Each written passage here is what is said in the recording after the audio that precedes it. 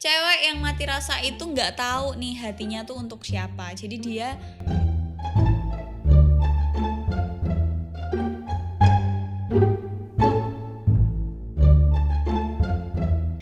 Hai semuanya, gimana kabar kalian? Semoga sehat selalu. Ingat, jangan lupa minum air putih, makan yang banyak, makan sering-sering tuh nggak apa-apa. Kalau kalian takut gendut, tinggal makanannya aja yang diutak-utak ya kan, biar nggak terlalu banyak karbohidrat gitu kan.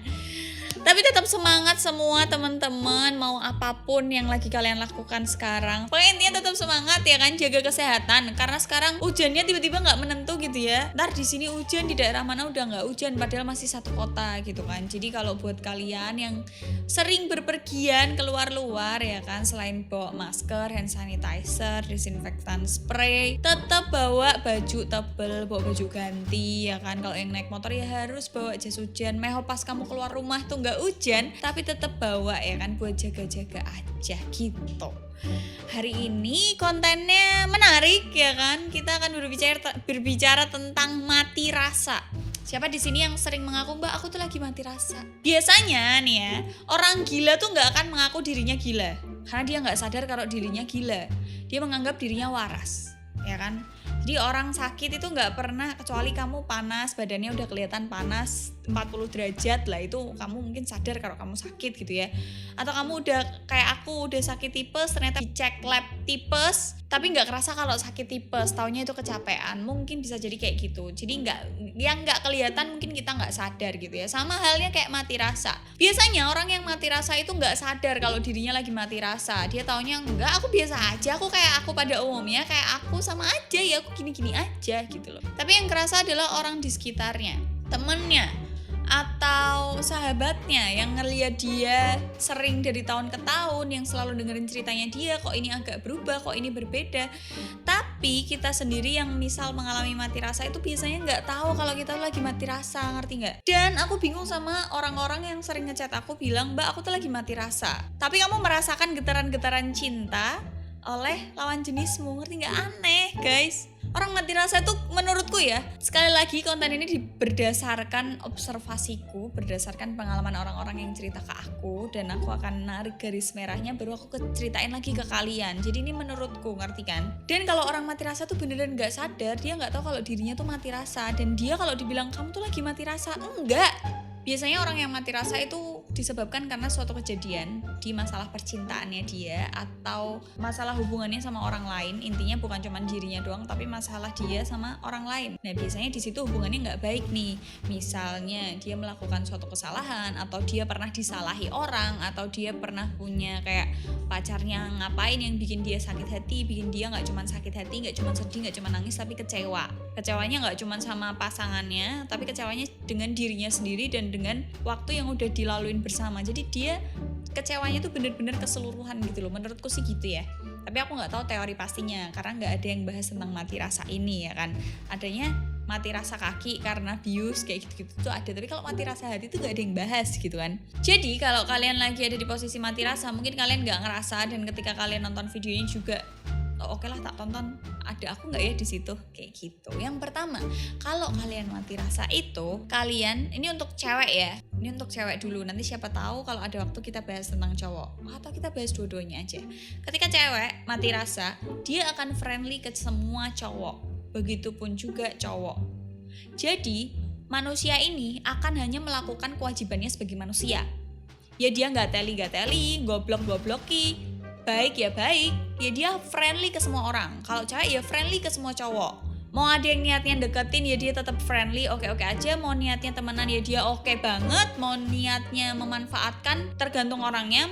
Aku tuh bisa dimanfaatin atau enggak ya kan, mau dimanfaatin atau enggak. Jadi dia lebih ke realistis untuk friendly ke semua orang. Ya udah, yang penting apa yang membuatku senang, menguntungkan untuk aku dan tidak merugikan, ayo jalan. Dia tipe yang kayak gitu, dan dia tidak jadi friendly-nya tuh dia tidak memperdulikan niatnya itu mau deketin kah, mau PDKT kah, mau cuman sekedar ingin tahu kah, atau mau cuman temenan kah. Dia nggak memperdulikan itu.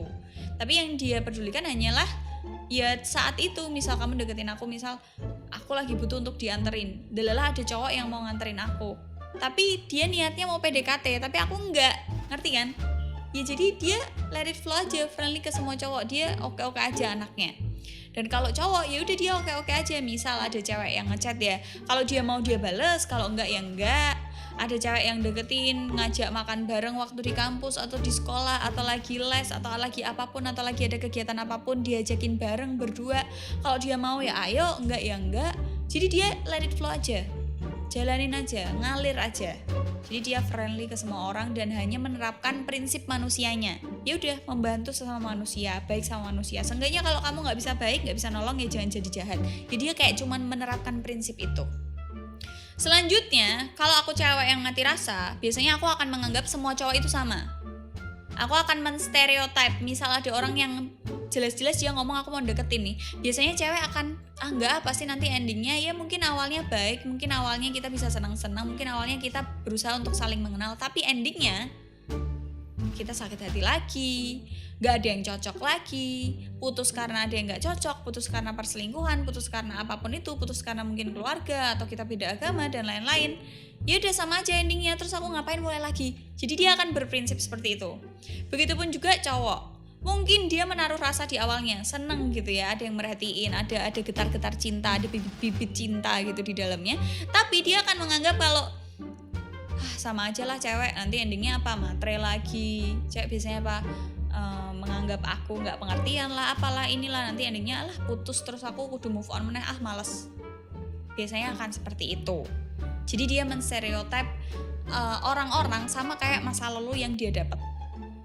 Selanjutnya ini juga berkesinambungan. Kalau aku cewek yang mati rasa, aku gak tahu niat yang sebenarnya. Misal ada cowok yang deketin aku, ya aku gak bisa bedain mana ini yang mau. Kecuali ngomong langsung ya, aku serius sama kamu, aku mau pacaran sama kamu, atau aku mau nikah sama kamu. Kecuali ngomong gitu ya beda. Tapi kalau yang gak ngomong, masih yang kode-kode, masih yang awal-awal aja, dia gak bisa bedain mana ini yang cuman temenan, mana ini yang mau serius. Jadi dia nggak bisa bedain. Jadi dia memperlakukan semuanya sama. Mau itu cowok yang lagi mau serius sama dia, mau yang cuman temenan, mau yang emang udah temenan lama, dia memperlakukan semua cowok itu sama. Dia ramah ke semua cowok. Begitupun juga cowok. Mungkin kalian punya teman cowok yang kayaknya dia ramah ke semua cewek dan dia disukain sama semua cewek. Ada dua tipe kalau cowok kayak gitu dan cewek kayak gitu. Biasanya ada yang emang kegatelan, yang emang dia friendly dan emang suka memanfaatkan kesempatan gitu ya. Ada yang emang mati rasa dan dia gak bisa bedain. Dia cuman menjadi manusia. Beda yang memanfaatkan keadaan ya, memanfaatkan kayak misal cowok terus jadi ramah ke semua cewek, bisa dimek-mek terus dideketin, yang kayak gitu, ngerti kan? Ada intrik-intrik tersendiri.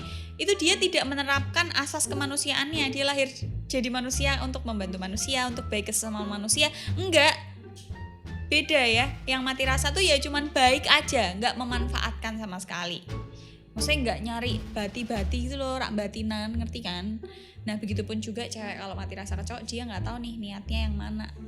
Niatnya ini mau apa, mau temenan kah, mau serius kah, mau gimana, enggak. Dia menganggap semuanya sama dan dia nggak tahu bedanya. Selanjutnya, cewek yang mati rasa itu nggak tahu nih hatinya tuh untuk siapa. Jadi dia kalau di kehidupannya, ya dia melakukan apa yang seharusnya, melakukan tanggung jawabnya. Misal dia harus cari duit, misal dia harus membiayai adiknya, harus ngasih orang tuanya, harus apa, pokoknya kewajibannya dia berusaha untuk memenuhi.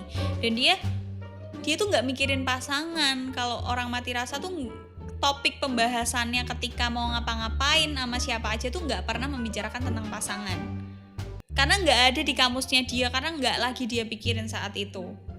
Jadi dia nggak tahu hatinya buat siapa. Misal banyak yang deketin, mungkin orang-orang di sekitarnya nggak kenal dia dan nggak tahu dia lagi kenapa, akan ngejudge lanangan, wedoan, karena banyak banget lawan jenis yang deketin dia. Padahal dia nggak tahu hatinya buat siapa ya. Dia karena menganggap ya udah kita sesama manusia baik-baik aja gitu, mau aja, main-main aja gitu. Selanjutnya, orang yang mati rasa itu biasanya nyaman di dunianya. Jadi dia nyaman dengan apa yang dia lalui sekarang, nggak kerasa kalau dia ternyata sedang mati rasa dan nggak ada perasaan cinta, ingin memulai suatu hubungan tuh nggak ada. Dia nyaman-nyaman aja.